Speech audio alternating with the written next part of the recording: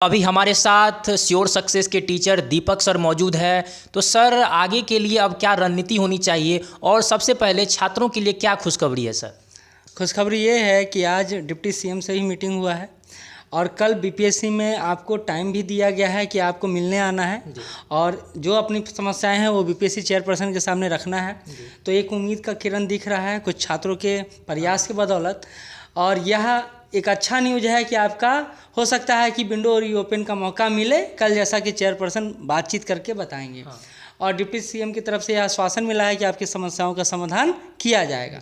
तो आज पॉलिटिकली ये इम्प्रूव्ड हुआ चीज़। कल स्टूडेंट के स्तर पर काम हो रहा था, आज पॉलिटिकल पार्टी के स्तर पर काम हो रहा है। आज देखे होंगे आप, विपक्ष की तरफ से भी रैली निकाला गया और इन बातों को रखा गया जो बात अभी अधूरा है।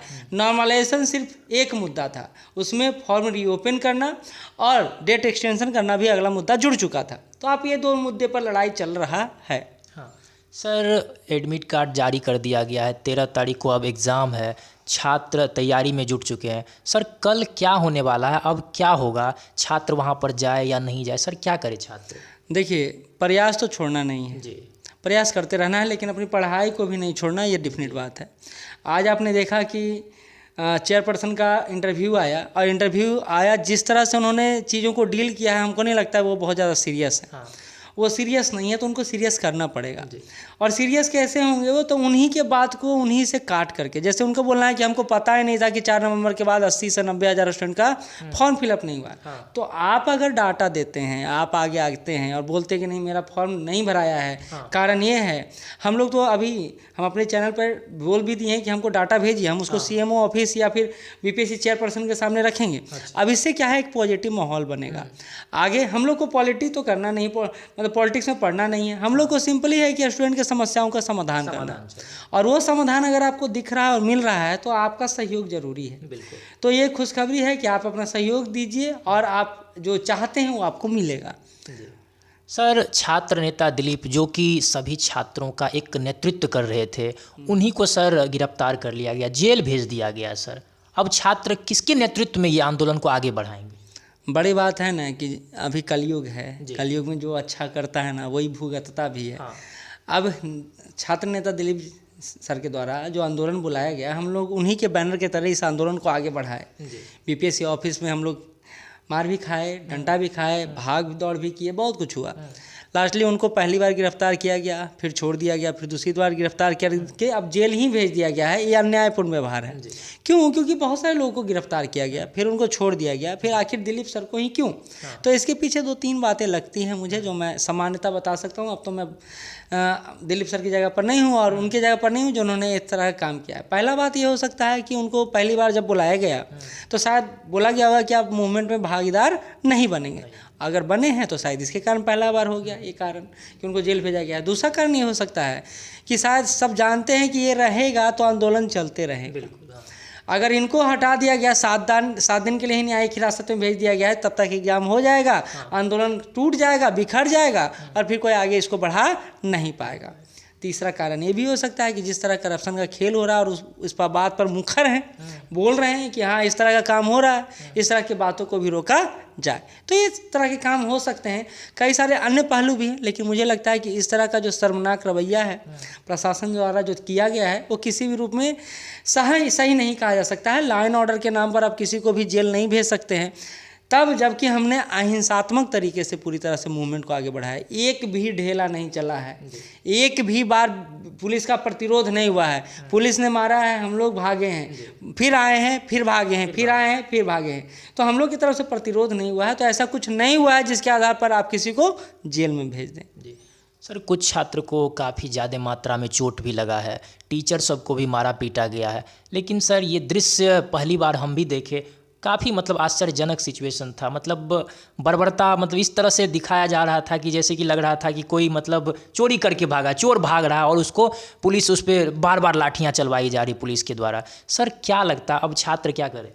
देखिए, पहली बात तो दंगा की स्थिति नहीं था, कल शांतिपूर्ण प्रदर्शन था। हम अपनी मांगों को रखने गए थे और बहुत ही अहिंसात्मक और गांधीवादी तरीके से बातों को रख रहे थे।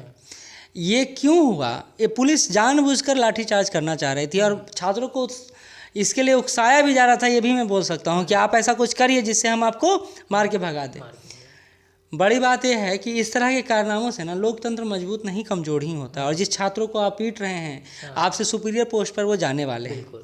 आप वो इस लेवल का तैयारी कर रहे हैं जहां आप सोच नहीं सकते हैं, लेकिन तब भी आपको लाइन ऑर्डर मेंटेन करना है। तो अगर कुछ ऐसा होता कि नहीं भाई रोड जाम हो गया या कुछ हो गया, तो इस तरह के कार्यों को या कार्रवाई को प्रशंसा किया जा सकता था, लेकिन ऐसा तो कुछ हुआ नहीं। लड़कियों को मारा गया है पुलिसकर्मियों के द्वारा, ये भी क्षमा योग्य नहीं है।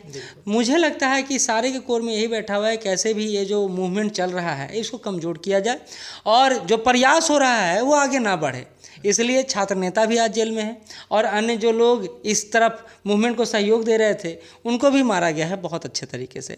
तो मुझे लगता है कि अभी उम्मीदें बाकी है, ख़त्म नहीं हुआ है। और आपको पढ़ते हुए फिर से कह रहा हूँ, पढ़ाई छोड़ना नहीं है, और उसी में से कुछ मिनट कुछ सेकंड आपको इस आंदोलन में भी देना है और इस मूवमेंट को आगे बढ़ाना है, ताकि जीवित रहे चीज़ें, उम्मीद बाकी रहे जो अभी बाकी है। सर, छात्रों के पास काफ़ी कम समय है, अब उनको पढ़ना भी है, आंदोलन में भी भाग लेना है, तो सर अब आगे का क्या रणनीति होनी चाहिए? अब कल क्या होने वाला है? देखिए, वेट एंड वॉच का सिचुएशन है। ऐसा तो है नहीं कि आप फील्ड में बार बार पहुंच जाएंगे, नहीं पहुंच सकते हैं। एक दिन आप मोबिलाइज हुए, हम लोग ने मांगों को रखा। अब क्या है कि ये गेम स्टूडेंट से उठ करके पॉलिटिकल हो गया है। आज देखें होंगे डिप्टी सीएम से मिला गया, उधर से विपक्ष के नेता प्रतिपक्ष भी इस पर आवाज़ उठा रहे हैं, उधर से रैली भी निकाला जा रहा है, कल समय भी मिलने का दिया गया है। ओवरऑल जो कहा जा सकता है वो यही कहा जा सकता है कि सब कुछ आपके अनुसार तो नहीं चल रहा है, लेकिन आपके विपरीत भी नहीं चल रहा है। आप उम्मीद बनाए रखें, मौका मिल सकता है। फिर से कह रहा हूँ, जिनका फॉर्म फिलअप नहीं हुआ है या जिनका सेम डे एग्ज़ाम है या उसके अगले दिन एग्ज़ाम है, वो हमें अपना रोल नंबर भेजें, अपना पूरा डिटेल भेजें, हम उसको आगे बढ़ाएंगे, सीएमओ के सामने रखेंगे, उसी बात को हम लोग बीपीएससी के सामने रखेंगे। और ये जो मुद्दा आपको लग रहा है कि मृत प्राय हो गया ना, उसको जीवंत करने का प्रयास करेंगे।